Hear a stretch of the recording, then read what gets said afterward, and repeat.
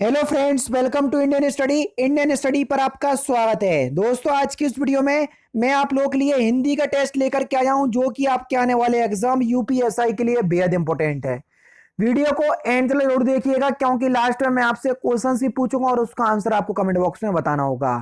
साथ ही साथ इस वीडियो की पीडीएफ डिस्क्रिप्शन में टेलीग्राम चैनल का लिंक दिया हुआ है, वहां से आप प्राप्ति कर सकते हैं।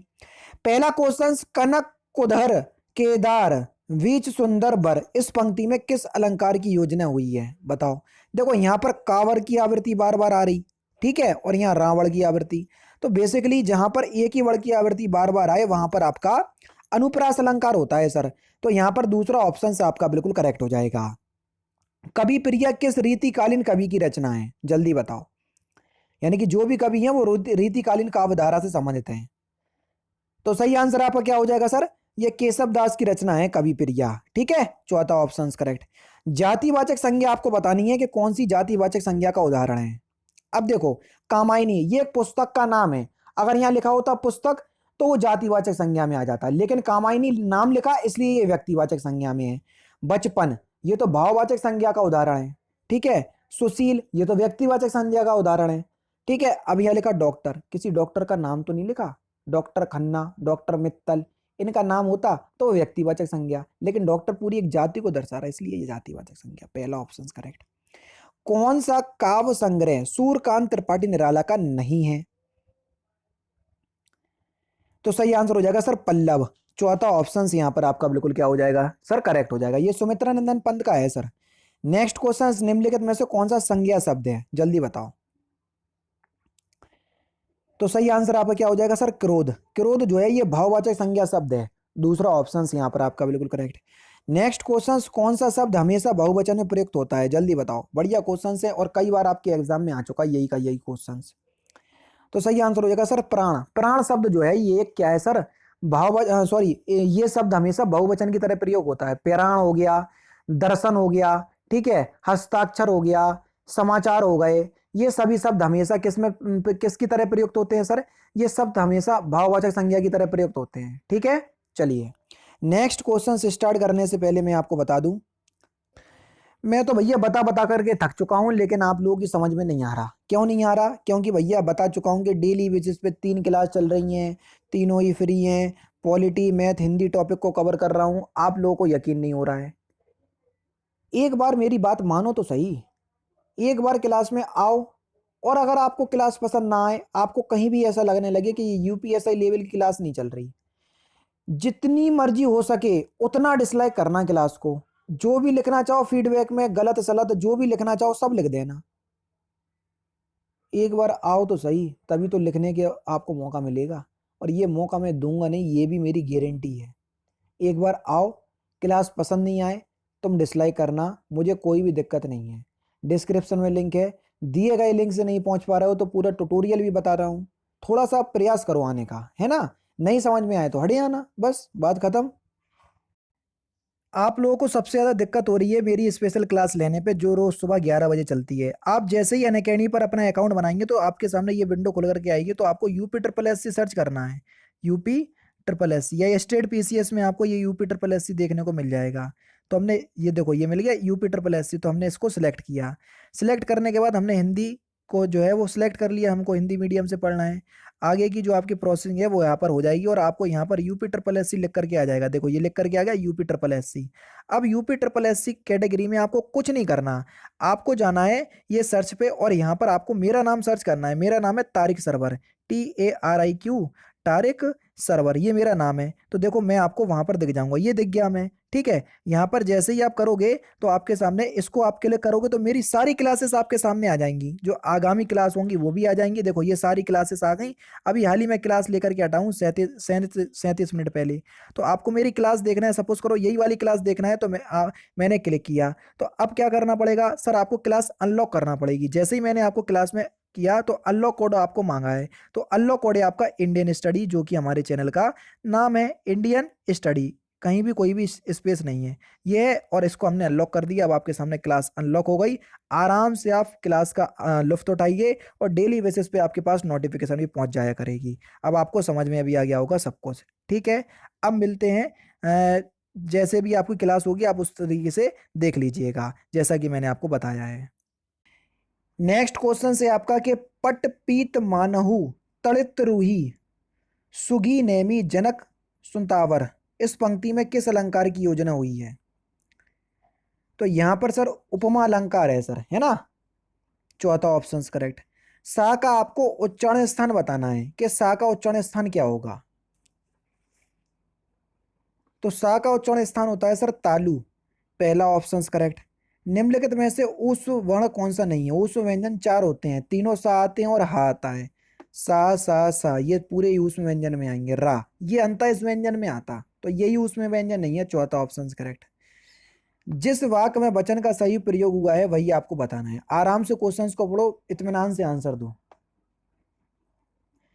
मेरे होश उड़ गए, चौथा ऑप्शन यहाँ पर आपका बिल्कुल करेक्ट होगा। महीप का आपको संधि विच्छेद करना है। महीप का संधि विच्छेद क्या होगा? सर चौथा ऑप्शन करेक्ट होगा। ठीक है, कई लोग दूसरा ऑप्शन बोल रहे होंगे तो वो दीर्घ संधि का नियम ही फॉलो नहीं करेगा उसमें। गगनचुंबी किस प्रकार का समास है? गगनचुंबी का समास विग्रह करो, गगन को चूमने वाला। और जहां पर कारक चिन्हों का बोध हो जाता है तो वहां पर अपने आप ही कौन सा समास हो जाता है बता चुका हूं सर, वहां पर तत्पुरुष समास होगा। तीसरा ऑप्शन करेक्ट। ईद का चांद होना, इस मुहावरे का सही अर्थ क्या है? सिंपल सा क्वेश्चन है, जल्दी बताओ। ईद का चांद होना यानी कि कभी कभी दिखना, पहला ऑप्शन करेक्ट। इहलोक का आपको विलोम शब्द बताना है कि सर इहलोक का विलोम शब्द क्या होगा। तो इहलोक का विलोम शब्द हो जाएगा परलोक, दूसरा ऑप्शन करेक्ट। शुद्ध वर्तनी आपको बताना है कि कौन सी शुद्ध वर्तनी है। देखो दूसरा ऑप्शन और चौथा ऑप्शन दोनों ही शुद्ध हैं, लेकिन प्रायोरिटी के हिसाब से दें, जो ऑप्शन पहले आए उसी को देखना। ऊंचाई बिल्कुल ठीक है ना। दूसरा ऑप्शन बिल्कुल करेक्ट। उत्पत्ति के आधार पर आपको शब्द का भेद कौन सा नहीं है ये आपको बताना है। 16 यौगिक। यौगिक जो है ये उत्पत्ति के आधार पर शब्द का भेद नहीं है। उत्पत्ति के आधार पर शब्द के चार भेद होते हैं बेसिकली, लेकिन हर किताब में चार ही आपको मिलेंगे, लेकिन मैं पांच मान करके चलता हूँ क्योंकि संकर शब्द भी इसी के अंदर आते हैं। ठीक है, तो फिलहाल तो चौथा ऑप्शन करेक्ट। कन्नौजी हिंदी की किस उपभाषा की बोली है?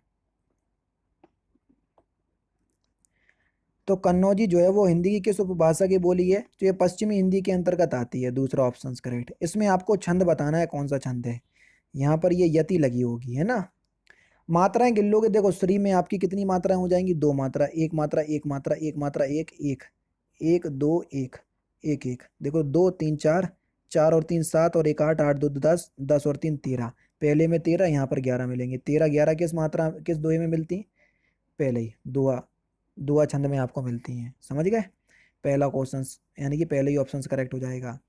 यहाँ पर आपको देखना है कि इसमें कौन सी मात्राएं हैं, मतलब इसमें कौन सा छंद है, वही मात्राएं गिनना पड़ेंगी। मात्रा गिनना अगर आपको आता है तो सारी चीज हो जाएंगी, और मात्रा गिनना नहीं आता तो अभी तक अगर अकेडमी पे छंद की वीडियो नहीं देखी तो ध्यान रखना, पछताओगे जिंदगी भर, क्योंकि छंद कोई याद करने वाला टॉपिक नहीं है, समझने वाला टॉपिक है। ठीक है, सही आंसर आपका हो जाएगा सर सोठा। ठीक है, यहाँ पर देखोगे तो 11 मात्राएं आपको मिलेंगी यहाँ तक में। देखो इसमें कितनी, नील में दो मात्रा, एक मात्रा, एक दो एक एक। ठीक है, इसमें दो एक, फिर देख लो दो तीन, तीन और एक चार, चार दो छः, छः और दो आठ, आठ और ये 10, 10 और एक 11, यानी कि यहाँ पर आती है श्याम में। ठीक है, तो यहाँ पर 11 और इस पूरे में 13 मात्राएं होंगी। 11 13 सोठा में होती हैं। एक मयान में दो तलवारें, इस मुहावरे का सही अर्थ क्या है? इसका मतलब एक ही स्थान पर दो समान अधिकारी नहीं रह सकते, दूसरा ऑप्शन करेक्ट। तमस किसकी रचना है? Simple question. तो तमस जो है ये भीष्म साहनी की रचना है। बाबा बटेश्वर नाथ के रचनाकार कौन है? तो बाबा बटेश्वर नाथ के रचनाकार कौन है? तो सही आंसर हो जाएगा sir option number A, Nagarjuna. कुरु कुरु स्वाहा, इस रचिता के रचनाकार कौन है? इस रचना के रचिता, तो सही आंसर हो जाएगा मनमोहन श्याम जोशी। इसमें भी वही भैया आपको वही काम करना है, छंद आपको बताना है, फिर वही मात्राएं गिनना पड़ेंगी। मात्रा गिनना नहीं सीखोगे तो कुछ नहीं आएगा। ठीक है, देखो मैं आपको यहाँ पर बता दूं, जैसे यहाँ पर देखो इसमें ये दिया हुआ है आपकी छोटी की मात्रा, एक मात्रा, एक मात्रा, एक मात्रा, इसमें दो मात्राएं, दो मात्राएं। ठीक है, एक एक एक, उसमें दो और एक गिन लो, एक दो तीन, तीन दो पाँच, दो सात और एक आठ। ठीक है, आठ नौ दस, दस और दो 12 और 1 13, पहले में 13 इसमें 11। तो 13 11 किस में होती हैं जल्दी बताओ। अभी हाल ही तो बताया सर 13 11 दुआ में होती हैं, पहला ऑप्शन करेक्ट। अब इसमें भी आपको छंद बताना है, वही चीज़ मात्राएं गिनना पड़ेंगी। बिना छंद छंद बिना मात्राएं गिन के आपको आता ही नहीं सकता, है ना। देखो रहीमन में एक एक एक एक, चार मात्राएं ये हो गई। देखो 5 6, 6 मात्राएं ये हो गई, 7 हो गई, 8 हो गई, 8 2 10 और 1 11। अब देखो 11 यहाँ पर है, 13 यहाँ मिलेंगी आपको। 11 13 किस मात्रा में होता है, सोठा में। किस छंद में, सोठा में। तो दूसरा ऑप्शन करेक्ट। किस वाक्य में विशेषण संबंधी अशुद्धि नहीं है जल्दी बताओ।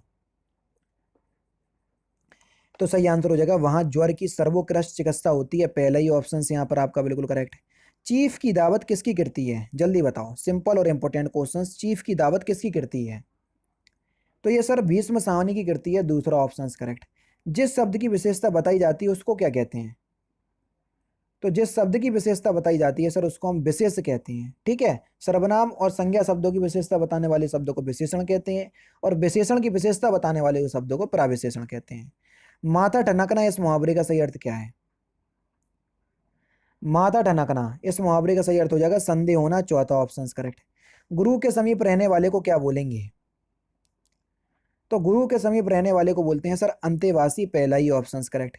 जिसके पास कुछ ना हो वाक्यांशों के लिए एक शब्द क्या होगा, तो उसको हम अकिंचन बोलेंगे, दूसरा ऑप्शन करेक्ट। जो सब कुछ जानता हो वाक्यांशों के लिए एक शब्द क्या होगा। तो जब सब कुछ जानता हो उसको हम क्या बोलेंगे, सिंपल सा क्वेश्चन है, सर्वज्ञ बोलेंगे, तीसरा ऑप्शन करेक्ट। जिसका ज्ञान इंद्रियों द्वारा ना हो सके क्या बोलेंगे सर, अगोचर, चौथा ऑप्शन करेक्ट। जो बीत चुका हो उसको क्या बोलेंगे, उसको सर हम अतीत बोलेंगे, दूसरा ऑप्शन करेक्ट। अंक का पर्यायवाची शब्द आपको बताना है कि अंक का कौन सा पर्यायवाची शब्द है। संख्या अंक का पर्यायवाची शब्द है, चौथा ऑप्शन करेक्ट। निम्नलिखित में से कौन सा दीर्घ स्वर नहीं है जल्दी बताओ। बड़वाला वाले टॉपिक में मैंने आपको पढ़ाया था और यूट्यूब पे भी मैंने बड़वाला पढ़ाई हुई है ना। तो जल्दी से आप इस क्वेश्चंस का आंसर बताइएगा। दोस्तों ये थे आपके 40 हिंदी के इंपॉर्टेंट क्वेश्चंस जो कि मैंने आज की वीडियो में आपको कंप्लीट करवा दिए। वीडियो अगर आपको अच्छी लगी हो तो प्लीज़ दोस्तों वीडियो को लाइक और शेयर जरूर कर दीजिएगा। तो दोस्तों फिलहाल की वीडियो में तो सिर्फ इतना ही। अगर आपको वीडियो पसंद आए तो प्लीज़ दोस्तों वीडियो को लाइक कीजिए, शेयर कीजिए और साथ ही साथ हमारे चैनल को सब्सक्राइब करना ना भूलें, क्योंकि मैं रोजाना इसी तरह की वीडियोस आप लोगों के लिए लाता रहता हूँ। नमस्कार दोस्तों, जय हिंद, जय भारत।